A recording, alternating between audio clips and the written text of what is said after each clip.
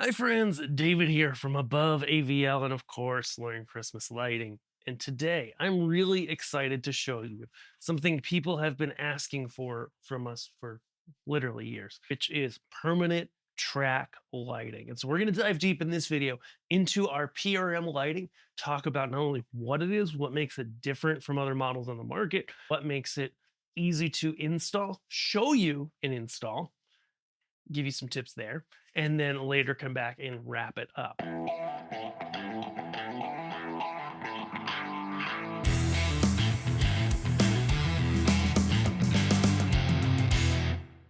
As I mentioned, people literally have been asking for 3, 4 years for us to go, hey, when are you going to have a permanent light? When are you going to have a permanent track light that we can install on our house? And the reason, obviously, is because permanent track lighting is awesome. It's definitely taken off in the last 2 years, not only in the hobbyist market, but even just in the generic Govy lights or various installed brands that are out there. And so knowing that, I wanted to make sure if we were doing it, we were going to do it right here at Above AVL, right? Because that's what we do. We have good quality stuff that hits a really competitive price point, and generally we try to offer something that's just got some minor things that make it an improvement over what else you see out there. Okay, so that's what we've done with our PRM. So pretty typical. This is about a meter. It's actually 1040 centimeters. This each strip. We offer it in black, and we also offer it in white. As you can probably see on the video, the paint on these is kind of matte, like it's not overly glossy, and it's got a nice texture to it. If you want to paint it, of course, go ahead, grab some fine grit sandpaper, scuff it up, and then Rust-Oleum or any spray for outdoor is going to generally work really well for you. Meter long sticks, black and white, 10 lights per meter, and of course, the strings of lights themselves are in tens to make it easy to install, right? So that if you install it, if you have any issues down the line, you could just pull the whole strip off and you're done. Okay. So what makes our PRM a little bit different than the other guys out there? All of our PRMs are RGBW, at least at the time of this recording, with a 3000K, really nice, really high quality warm white. As I mentioned, they come in strips of 10, and we have a really nice, really low profile channel to attach them to the house. It's a 2-piece channel, so there is a back piece that first goes on, and then the front piece that snaps into that. Snapping it in is really, really simple. One of the things that we heard from customers when we were talking to them about permanent light kits were that a lot of the fixtures on the market from other brands use a full-size X-Connect plug, and then it doesn't fit in the track itself unless you warp it or hit it with a heat gun or you don't lock it. And we really didn't like any of those options. Some of the other options as well just have you use bare wire and clickets, which are fine. We love clickets, but why?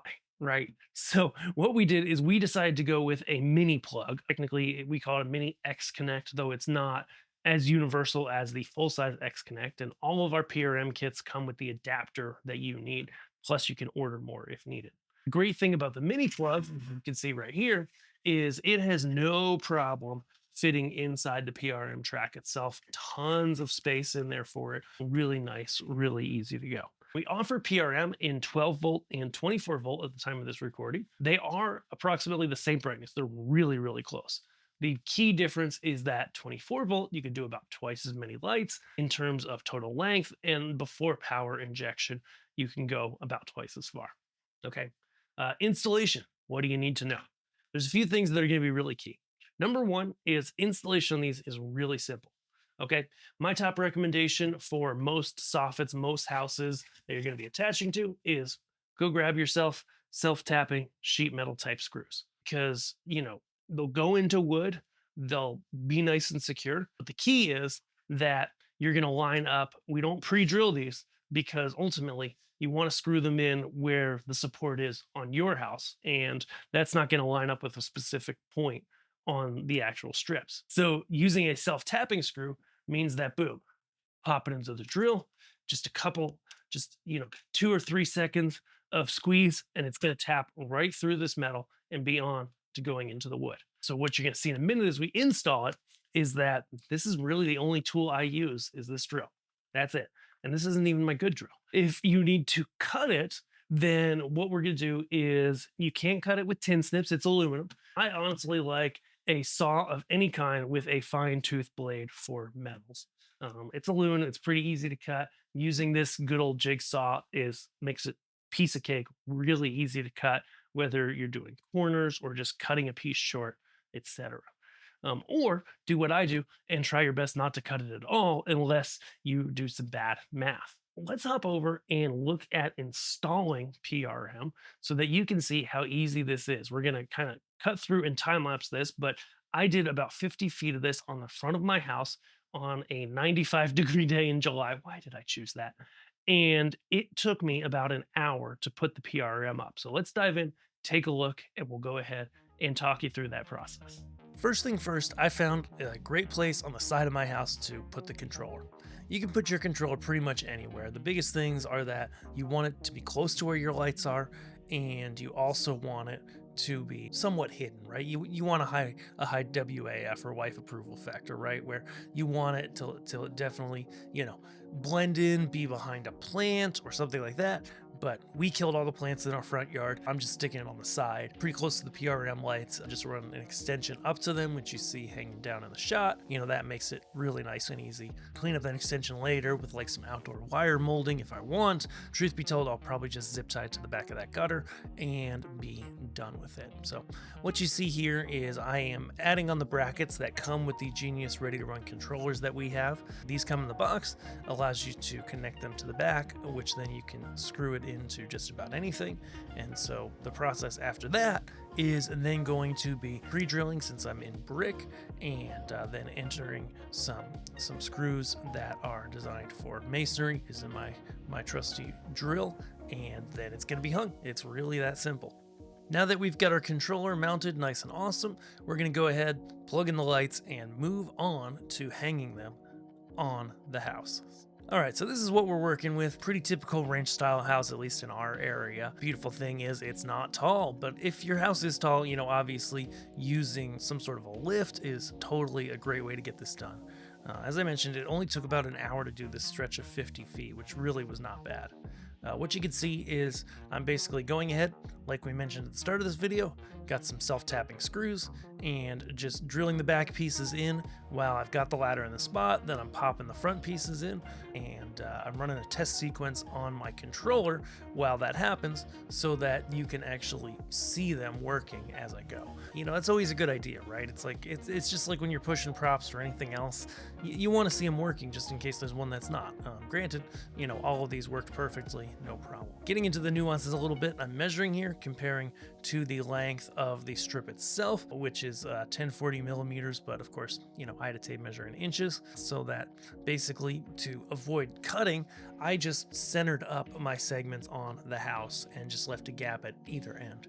You'll see at the end that it lights the house really nice, and so I didn't bother fussing with, going perfectly end to end and cutting pieces. You certainly can. And the pixels themselves have 18 gauge wire between them, so you can use clickets to splice them if you want to, and do smaller segments. What you'll actually see too is when I get to the middle section, I did the math badly, probably because it was 95 degrees, ended up having to cut a piece in half to have a half at either end. Okay, so we'll get to that in just a minute. As you can see here, just finding where the soffit connects to the house, drilling it in, really, really nice and easy. Not difficult at all. If your house is older or has kind of saggy parts to it in the soffit, you just want to be careful as you do screw them in, that especially if you have to use more than 2 screws in any area, that you're not warping the track, because if the track's not totally flat, it has some trouble snapping in correctly. So that's just something to look out for, is not overdriving screws, especially if you've got areas that are softer or that are just a little bit out of whack. You just want to make sure that you're not bending that track, because when you do that, it makes it, instead of really easy to push the track in, it makes it a little more difficult. You'll notice there's a little slack at the end of each string hanging out there, where you've got a little bit of room with those mini X-Connect connectors to actually plug it in and then settle that cable back into the track, no problem. As you can see there, I've got just a couple short extensions on it. I will come back later and drill up through the soffit and pass those extensions through. For now, I'm just letting them hang down, and we can totally clean that up at a later point. So we can see here, here's where I went to my center point in the middle and moved outwards, but neglected to realize that I had an odd number of tracks. So I should have set the center point as the center of a track, therefore end up having to run and cut one here. As mentioned, any blade that is good for aluminum is going to work great. So here I've got a handsaw. I was going to give the handsaw a try, didn't work all that well, but marked it and then ran off outside of this clip and grabbed just a jigsaw, honestly, that I have that has a blade on it for metal, and finished it off super quick. Should have done that from the start. All right, so now we're back. We've got that piece cut. We've got it mounted. We're back to the races, inserting pixels, moving right along. Just running that glorious test pattern to make sure things are rocking and rolling the whole time. What you see here is because I had cut them, I had breaks in the string in the middle of the strips. Not the end of the world, but definitely not recommended, because when you do that, it makes it really tight when you're actually going to snap in the front track, because you don't have that extra space like there is at the end of the string. And then of course it's not too bad, but you do have to make sure that extra wire in the middle of the string ends up inside the track for it to snap properly. Again, neither are a huge deal, but definitely if you're cutting them, I recommend splicing the pixels so that all of your individual strips are, self-contained with connectors at each end. That way, if you ever need to go ahead and replace one later, it is, as we mentioned, as simple as just unplugging two mini X connects, popping it down, popping up a new one. Again, that shouldn't happen. These are a really good pixel, but life happens, things happen, lightning strikes. You never know what's going to happen. As you can see here, we haven't highlighted this too much, but pushing in the pixels, super easy, super quick, works really well on these. It is a really secure fit, but you can get the pixels out if you need to, if you mispunch them, etc., by just using a couple very small flathead screwdrivers. You can see here as well, it's good to note that I am about an inch or two off the house, depending on how many things you have popping out of your house, like that board we have at the top right under our soffit. It looks a little bit better to get it away from the house a little bit. Just helps it be a little bit more uniform. As you see here at the end, it looks awesome. I'm really happy with the way the PRM lights turned out. They look fantastic. They light the house really nice. Of course, it's the middle of summer, so it's not all that bright here. It's still fairly bright outside when we've got these on, but you see they punch really, really well. As mentioned, the 12 and the 24 volt are about the same brightness.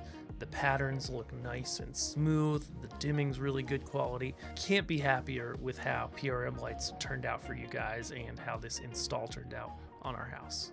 An hour by myself in the July heat. Yes, I do have a one-story house that for the most part is really easy to get to, not very high on a ladder. But if you have a taller space and you're using taller ladders, maybe you're hiring a painter or someone to help who's used to ladders to help you install it. Or if you've got a taller house, it's definitely worth renting a lift to install this, knowing that we're warranting this for 3 years. It should last a whole lot longer than that. These are really solid fixtures. So once you put them up, you really don't have to worry about them after that. Okay. I hope you guys enjoyed this video and checking out our PRM lights. Like I said, we've got them at aboveavl.com. We're really excited about this. Just wanting to provide something that just has an exceptionally nice, really nice metal trim, really nice lights, easy to install, but still coming in at a reasonable cost. Hopefully you guys love it. Thank you so much for watching, guys. Check out the PRM. And if you're brand new to this hobby, you're like, I don't know about any of this stuff, then hey, hop over to learnchristmaslighting.com. Right there on the homepage, we want to get a free guide into your hands, which tells you all about the mistakes we make and we see people make all the time. We've seen people make all the time in their Christmas light display. Okay, because we don't want you to make those mistakes. We want you to save time, save money, and save frustration. We're going to help you do that in that free guide over at learnchristmaslighting.com. We'll see you guys there. Thanks.